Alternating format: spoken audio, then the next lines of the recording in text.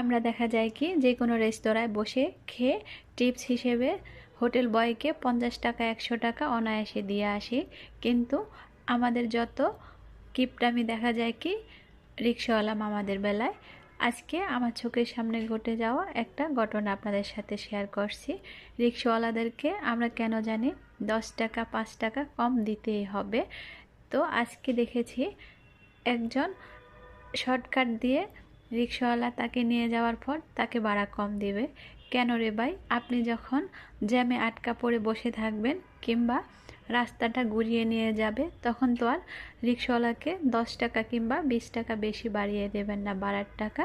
তাহলে সে যখন শর্টকাটে আপনাকে অন্য রাস্তা দিয়ে নিয়ে যাবে, তখন কেন আপনি ভাড়ার টাকা কম দিতে যাবেন?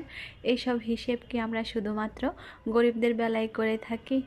গরিবদের সাথে করতে পারি, এজন্যই করে থাকি।